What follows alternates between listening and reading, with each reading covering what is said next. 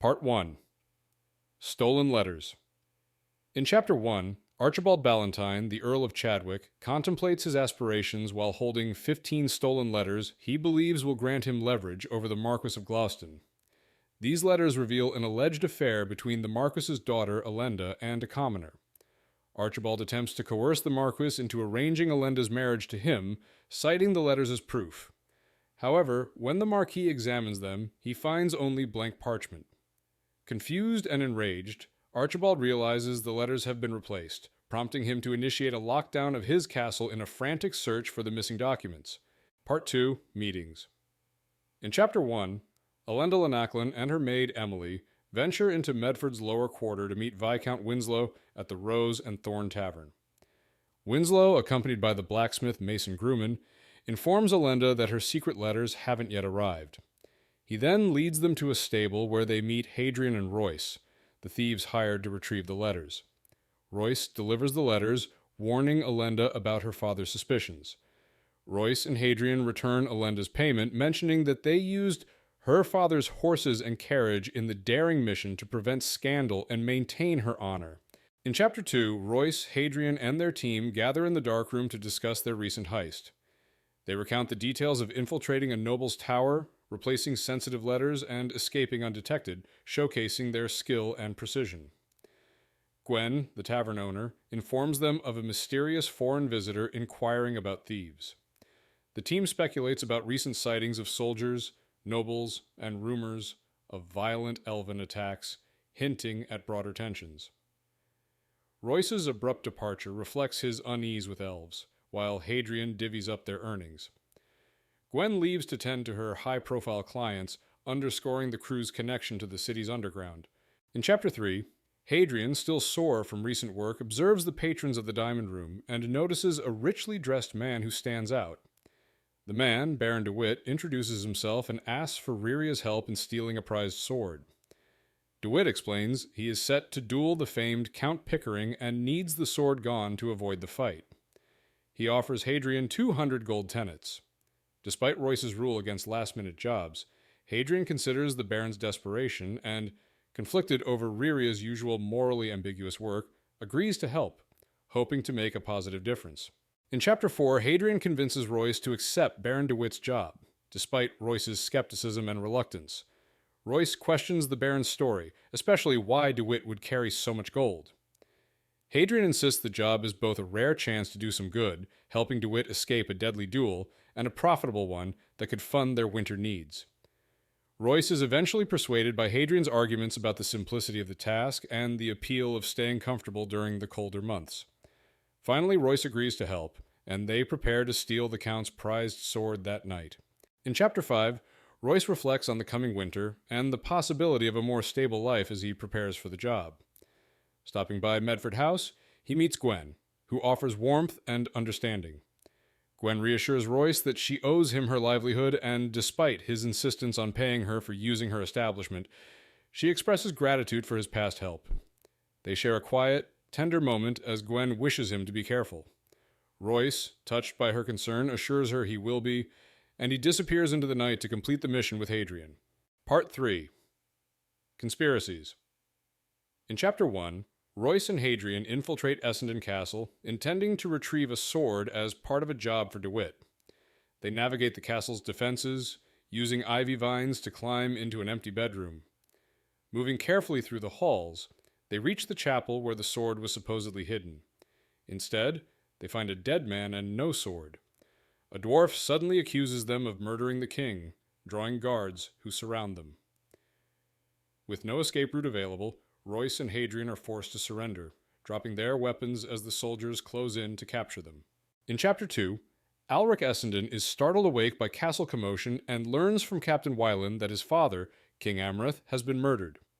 Shocked, Alric rushes to the royal chambers, where he finds his sister Arista and his uncle Percy grieving over the king's body.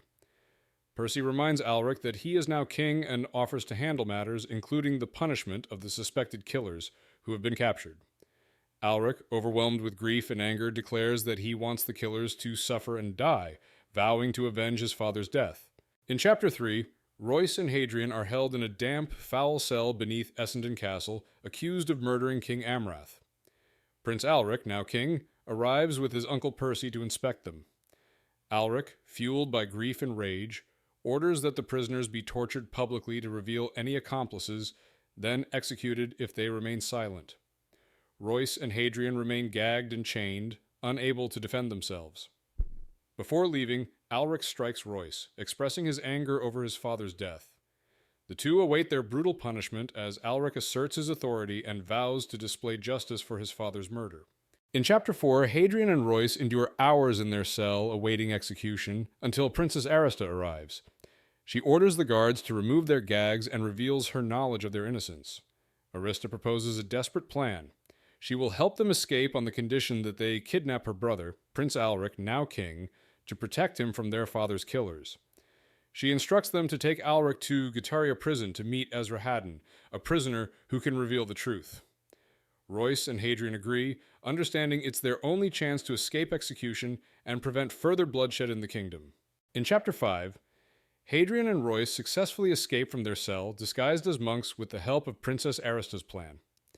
They navigate the kitchens and find a way to the sewers where they prepare to kidnap Alric, the new king. When Alric and Arista arrive, they talk briefly, revealing their strained sibling relationship. Hadrian knocks Alric unconscious to prevent alarm and secures him in a sack, tying him up with twine. Arista provides clothes for Alric, a royal seal ring, and reiterates the need to take her brother to Guttaria prison to meet a man named Esarhaddon. In Chapter 6, Hadrian, Royce, and the Prince Alric escape the city via the Galewar River. Alric, initially defiant, is silenced after being dunked in the water and tied up. Royce and Hadrian navigate the river while hiding Alric in a boat. During their journey, the prince speculates that his sister Arista is behind the plot to kill their father and possibly orchestrated his own abduction. He warns them that she will have them killed once they reach Lake Windermere. Royce and Hadrian realize they must leave the river immediately to avoid capture. In Chapter 7, the boat carrying Hadrian, Royce, and Prince Alric is ambushed by hidden archers at Wicken Ford. The attackers kill the boat's crew, but fail to harm the prince or the others who are hiding in the grass. Royce executes a plan to lead them to safety, capturing horses and evading the assailants. After a tense journey, the group arrives at a clearing, where Alric insists on returning to confront his sister. Hadrian and Royce disagree, choosing to head to a nearby abbey for more information about the mysterious Guttaria prison. The prince begrudgingly agrees to their plan. In Chapter 8, Hadrian, Royce, and the prince travel through the wild highlands of Melengar, avoiding roads and villages to stay hidden. After an exhausting day, they reach the Winds Abbey as night falls. The monk at the abbey reluctantly offers them shelter in a small, cramped cellar. Despite the poor accommodations, they settle in, wary of possible dangers, but too tired to care.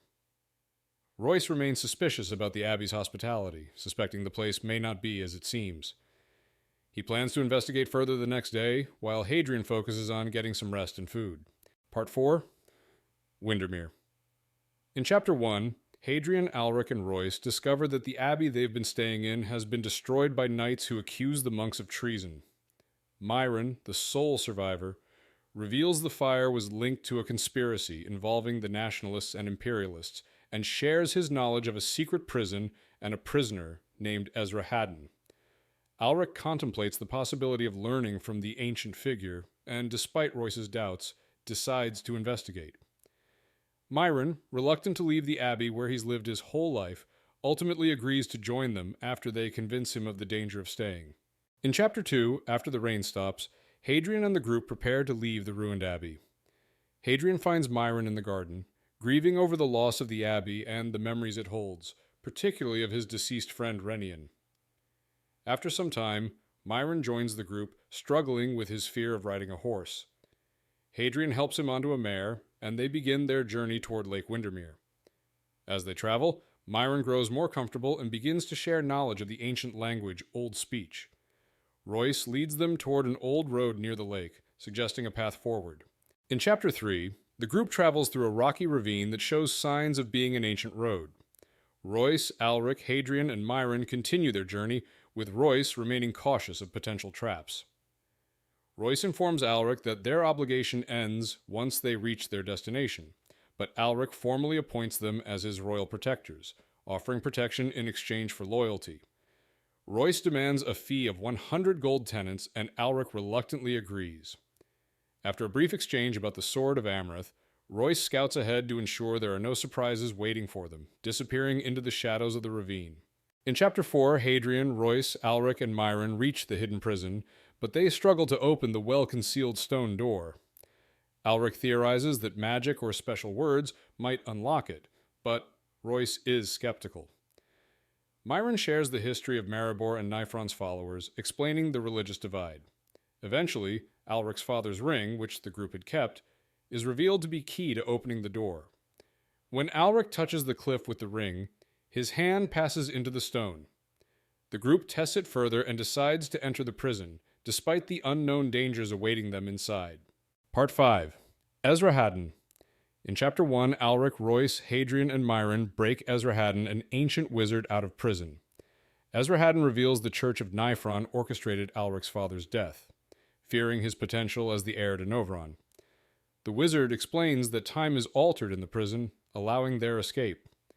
Esarhaddon offers insight into the mystery of Alric's father's murder, identifying the true killer as a dwarf hired by someone who provided the dagger.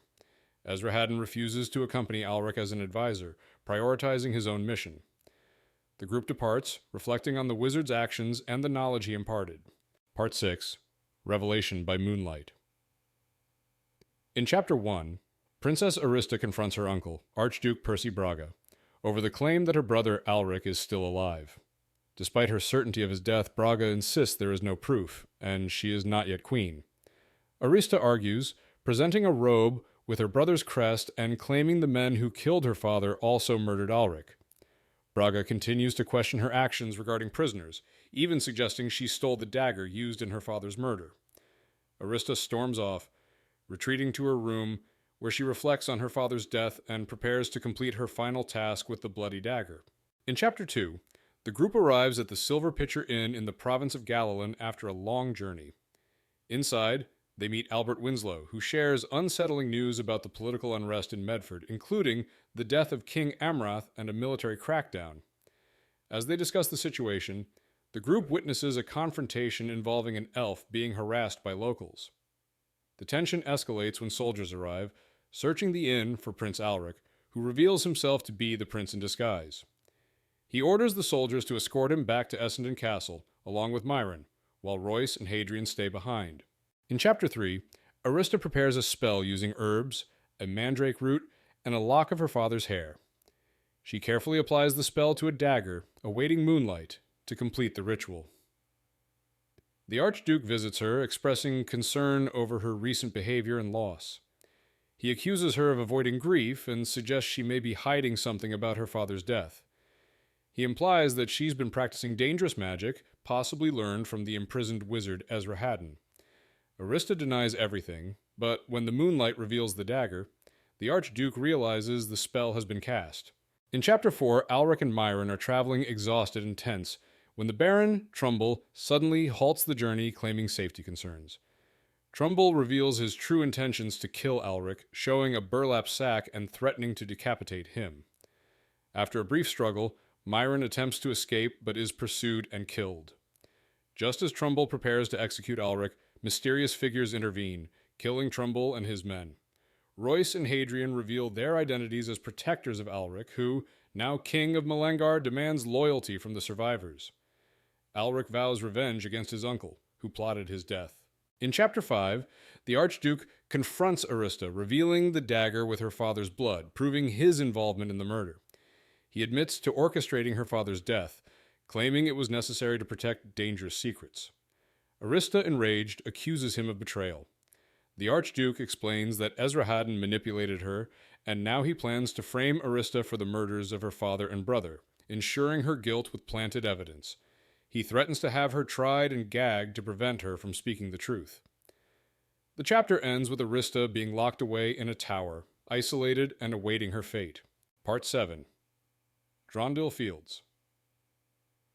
In Chapter 1, the group rides through the night and rests in an orchard where they briefly interact with locals. As they approach Drondil Fields, Prince Alric explains the history of the fortress and the Pickerings, including their legendary combat skills. Upon arriving at the castle, they are greeted by a surprised warden and enter the courtyard. Alric, now serious, informs his friend Malvin and Count Pickering that King Amrath has been murdered by a traitor. The revelation shocks everyone, and Alric reveals the murderer is his uncle, Archduke Percy Braga, the Lord Chancellor. In Chapter 2, Royce, Hadrian, and Myron enjoy a hearty breakfast in the kitchen after Alric's meeting with Count Pickering. Ella, the cook, is eager to gossip and questions Myron about his secluded life at the monastery. She shares details about the Pickerings, revealing that Count Pickering and his sons are unusual nobles who don't act as though they are above others. Myron, tired from the long night, falls asleep and topples from his chair. Ella laughs, offering him a place to rest. Myron humorously notes that he has the same problem with horses. In Chapter 3, Alric shares his story with the Pickerings, who begin preparing for the mobilization of Galilean. Alone in the castle afterward, Alric reflects on his new role as king, a position he never expected to take so soon. He recalls his childhood dreams of adventure with his friend Mauvin, but now faces the realities of kingship: compromise, responsibility, and the weight of ruling. As Alric grapples with the loss of his father, he feels isolated and uncertain, longing for his father's guidance and questioning whether he can fulfill his new duties. He struggles with the burden of leadership. In Chapter 4, Hadrian watches the Pickering boys sparring, where Malvin teaches his brothers swordplay. Hadrian joins in, and after some playful banter with Dennick, he spars with Malvin. Malvin showcases his skills, and Hadrian initially struggles, but surprises everyone with his unexpected agility and skill, managing to get the upper hand in the fight. Lenare, the beautiful daughter of the Pickerings, watches the match with interest. The sparring escalates into a serious fight, but Hadrian eventually catches Malvin off guard, landing a strike at his throat. Malvin, impressed, asks how Hadrian managed to counter his flawless move. In Chapter 5, Alric reflects on his new responsibilities as king while speaking with Malvin in a castle storeroom. Malvin mentions that Alric's father has been looking for him. As local nobles are arriving, they share a nostalgic moment, recalling a drunken escapade from their youth. Malvin reassures Alric that he will make a good king, though Alric feels the weight of his new role. They discuss Malvin's father's sword skills and the mystery surrounding his missing sword. Alric expresses admiration for Malvin's father, assuring him that he is still the best swordsman in the kingdom. In Chapter 6, Royce, Hadrian, and Myron spend the day resting at the Pickering's castle, enjoying meals and recovering from their travels. Dennick, who has taken a liking to Hadrian, leads them to watch the marshalling of the troops. As various noble forces gather outside the castle, Dennick discusses his archery skills and potential future as a monk. The conversation shifts when a messenger bearing the king's standard arrives, and soon Fanon runs up to inform them that they are wanted in the castle. The tension heightens when Fanon reveals that Princess Arista is to be executed for treason the next morning. In Chapter 7, Royce and Hadrian enter Drondil Fields' council hall, where Alric and the nobles discuss Princess Arista's impending execution for treason. Count Pickering reveals that Archduke Percy Braga has accused her of witchcraft and plans to take the throne. The nobles are divided on how to act, as most of their forces are still mustering. Alric expresses guilt for not trusting Arista and vows to help her. He reveals that Royce and Hadrian are known for their past espionage and asks them to save Arista, offering them any reward in exchange for their help. In Chapter 8, Royce and Hadrian prepare to leave for Essendon to rescue Princess Arista, grumbling about the royal contract. They are provided with swift horses, supplies, and a warm meal from Pickering and Myron. As they depart, Alric expresses his guilt for not trusting Arista and his hopes for her as queen. Pickering warns them not to fight Archduke Braga, the best swordsman in Melengar, as he intends to lead the attack on Essendon. Alric apologizes for his earlier words and urges the thieves to save his sister. The thieves ride off into the night, determined to fulfill their mission. Part 8. Trials. In Chapter 1, the morning of Arista Essendon's trial arrives with the first snow. Archduke Percy Braga meets with Bishop Salder, who expresses approval of Braga's handling of the political situation and the trial. Braga reveals his plan to capture Arista's brother, Alric, who is currently hiding at Drondil Fields, after evading capture multiple times. Braga discusses the challenges with mercenaries and spies, and mentions how Arista's escape was unexpected. They are joined by the Earl of Chadwick, Archibald Ballantyne, who is intrigued by Braga's ambitions. The group discusses political alliances, including plans for a potential war with King Ethelred. In Chapter 2, Wylan leads a group of soldiers through the castle sewers, waiting for thieves to appear. After hours of silence, two men, one tall and broad and the other shorter, are spotted. The soldiers are ordered to attack, surrounding the thieves. The men are subdued quickly, one knocked unconscious and the other taken down with a shield. Wylan instructs his soldiers to chain and gag the thieves before dragging them to the dungeons, ensuring they are kept alive for the Archduke's purposes. The operation is swift and effective, despite Wylan's initial desire to let the thieves go.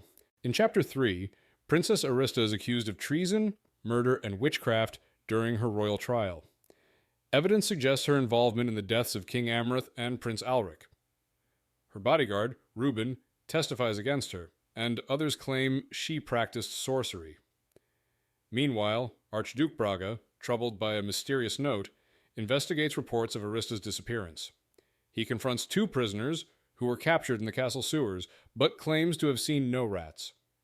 Braga then orders tight security for Arista, believing she might have been stolen.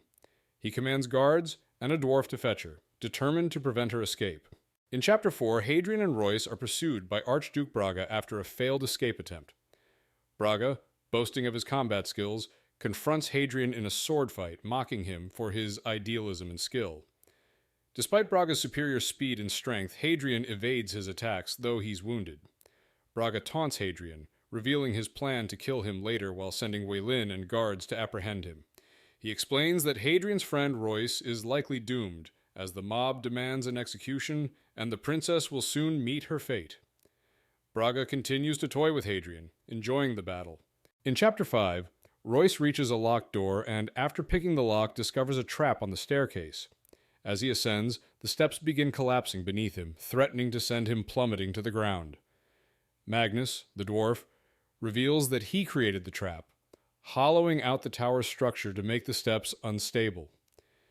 Each step Royce takes causes the previous one to fall, and the tower will eventually collapse if too many steps are disturbed. Royce realizes he is caught in a dangerous trap, with the tower's unstable structure threatening to crush him and the princess at the top. Part 9.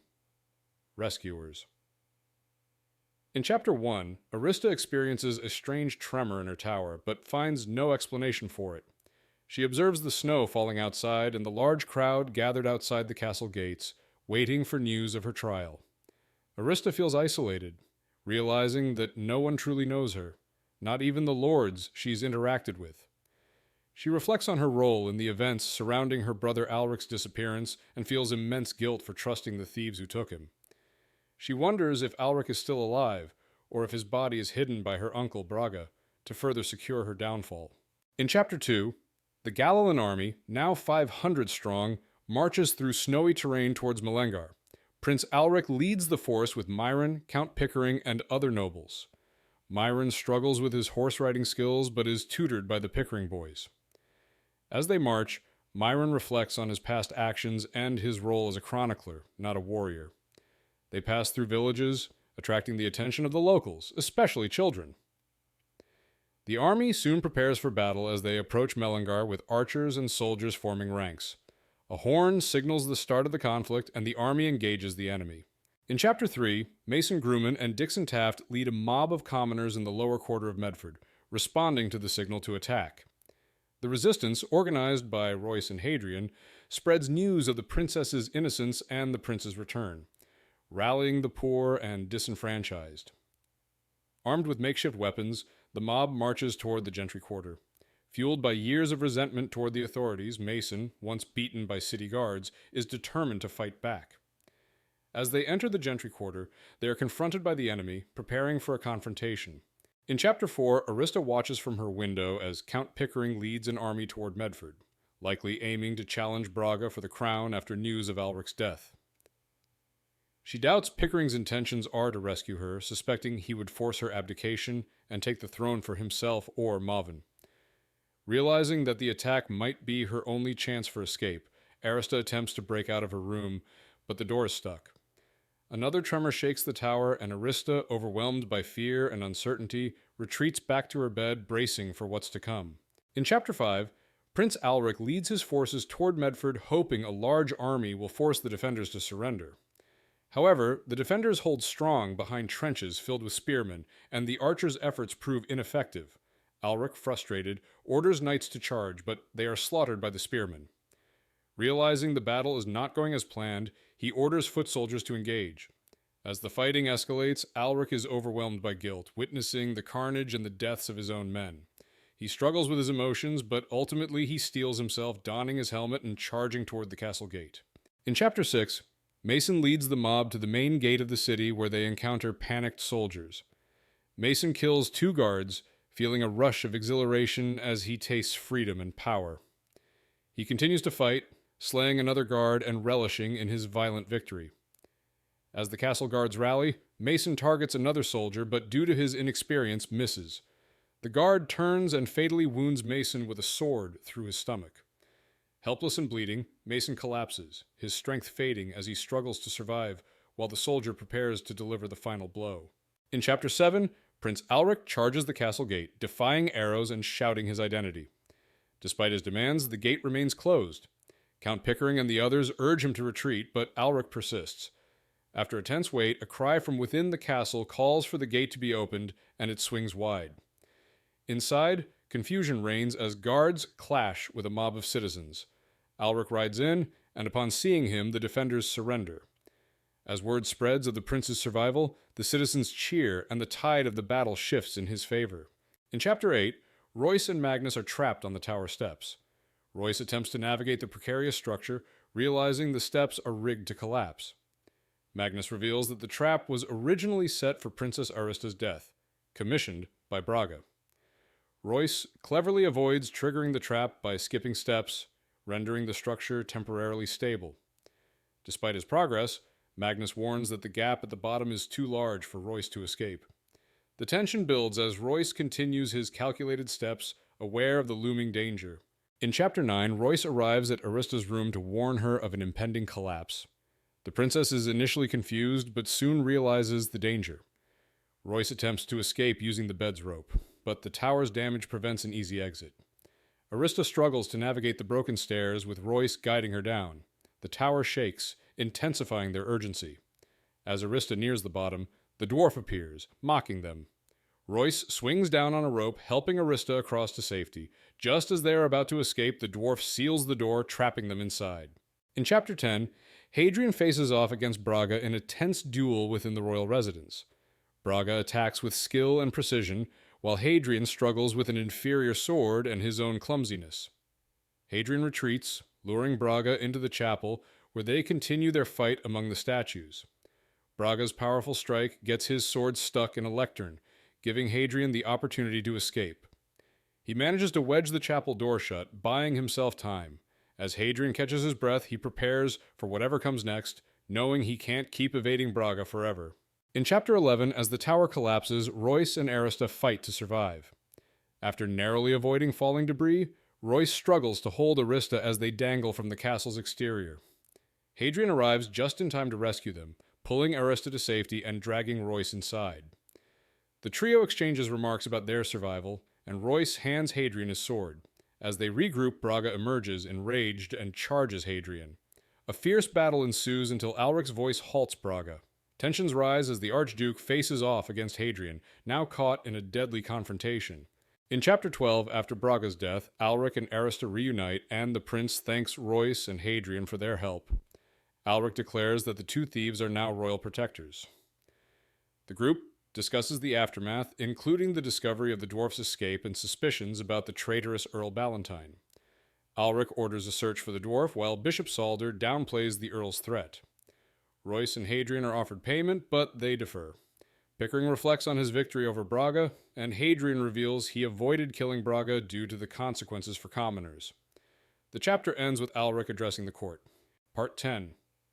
Coronation Day. In Chapter 1, the Battle of Medford ends with over 60 deaths and 200 wounded. Prince Alric's timely entrance into the city and the citizens' attacks save his life, but chaos ensues as looters wreak havoc. After a week of mourning, Alric's coronation occurs amid celebrations. Myron Lanachlin, isolated in a shop gifted to him by the king, struggles with grief and his writing project. Two thieves, Hadrian and Royce, visit Myron with news that Alric agreed to rebuild the Winds Abbey, offering Myron a chance to design the new structure. Myron, reluctant at first, agrees to help. In Chapter 2, Royce and Hadrian discuss their recent earnings, including gold from various jobs, while considering their future.